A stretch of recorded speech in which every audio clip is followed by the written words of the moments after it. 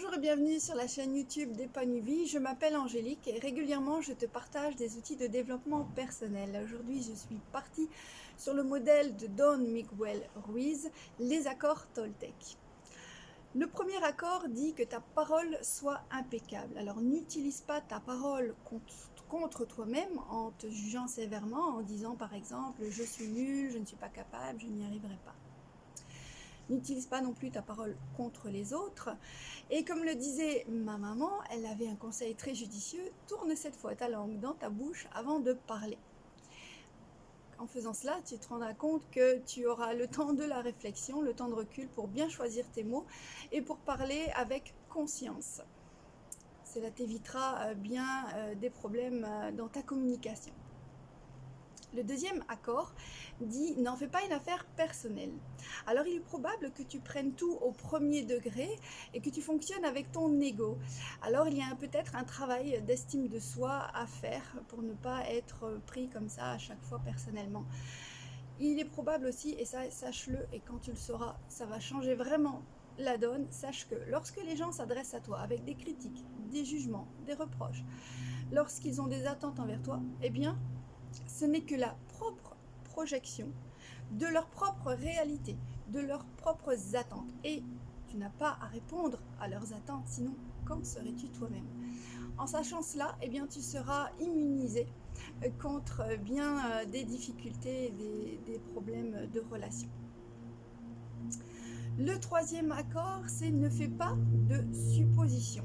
Alors, probablement as-tu entendu des bribes de conversation, tu as vu un événement et tu es porté à interpréter cela avec tes propres filtres, avec tes croyances, et ça peut te causer beaucoup de souffrance parce que tu n'as pas vérifié si tout cela était vrai. Alors peut-être as-tu pas assez de confiance en toi pour poser les bonnes questions, et c'est ça que je vais t'inviter à faire. Donc prends confiance en toi, ose poser des questions, ose investiguer sur l'événement, vérifie avant de faire tes suppositions, et ça t'évitera beaucoup de malentendus. Le quatrième accord dit « fais de ton mieux ». Alors peut-être que tu vis avec des regrets en te disant « si j'avais su, je n'aurais pas dit ceci, je n'aurais pas fait cela ». Sache qu'en réalité, ton mieux, il change en chaque instant. Et il est probable que tu as fait avec les émotions de l'instant T. Il est probable que tu as interprété l'événement avec tes croyances et tes connaissances du moment. Eh bien, si tu as cette conscience de faire de ton mieux la prochaine fois, tu vas tirer parti de l'événement pour en tirer des leçons, pour apprendre, pour en faire des apprentissages, pour progresser et pour évoluer, faire mieux la prochaine fois. Là, tu vas pouvoir déculpabiliser totalement en utilisant ce petit truc-là et tu te sentiras beaucoup mieux pour la suite. Le cinquième accord, c'est sois sceptique et apprends à écouter. Alors, je ne te parle pas de se méfier de tout le monde, de ne faire confiance à personne. C'est pas ça que ça veut dire. Ça veut dire que quand tu penses que quelqu'un te veut du mal, quand quelqu'un a un comportement néfaste, quand quelqu'un te juge ou te critique, apprends à écouter ce qu'il y a derrière ce comportement. J'ai la croyance qu'il n'y a personne de foncièrement méchant, mais que ce sont que des gens souffrants.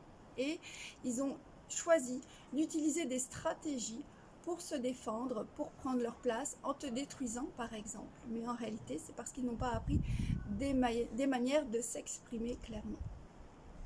Quand tu auras fait ce travail de développement personnel, où tu te connais bien toi-même, où tu connais bien les autres et que tu auras conscience de ça, tu vas passer de la victime, tu sais, celle qui subit, celle qui croit qu'on parle toujours sur elle, qui prend tout au premier degré et qui fait des suppositions parce qu'elle n'ose pas demander et qui culpabilise toujours de ne pas être parfaite. Eh bien, quand tu auras compris tout ça et que tu passeras de la victime au mode guerrier. Et le mode guerrier, c'est celui qui ne se laisse plus faire. Mais en réalité, c'est pas encore gagné parce que c'est comme s'il mettait une armure et il n'est pas avec les autres, il est contre les autres pour se défendre. Et donc la troisième étape, c'est d'être le maître de ta vie. Alors le maître de sa vie, c'est pas celui qui va contrôler sa vie ni contrôler celle des autres, parce que là encore, c'est pas être en relation, c'est être en guerre. Donc le maître, c'est celui qui va avoir de la cohérence entre ses pensées, ses sentiments, ce qu'il ressent, et les actions, les solutions qu'il va le mettre en place. Ça s'appelle être aligné. Et ça, c'est vraiment confortable. Et c'est ça, être dans une vie épanouie. Et c'est le travail que l'on fait avec le développement personnel. J'associerai le mode guerrier, par exemple, à l'adolescence, ou lorsque l'enfant, pour forger son caractère, il est envers et contre tout. Si cette période est faite sous la bienveillance de ses parents, c'est ainsi qu'il va pouvoir se construire son identité. Et bien ce travail-là, tu peux le faire aussi en tant qu'adulte, en étant accompagné par un coach. Et sous la bienveillance d'un coach, eh bien, tu vas pouvoir apprendre à t'exprimer clairement, à te positionner et être une personne centrée et heureuse. Donc ces 5 accords sont des petites habitudes vraiment très simples et évidentes à mettre en place dans sa vie pour de grands résultats. Si tu veux ne rien rater de ce que je propose dans mes vidéos, si tu veux continuer à évoluer, à progresser, eh bien je vais te partager des outils très régulièrement chaque semaine. Alors abonne-toi pour ne rien manquer. Partage cette ressource qui pourrait être très utile aussi à la communauté. Et n'hésite pas à liker. Je te dis à très bientôt et coach mon vôtre.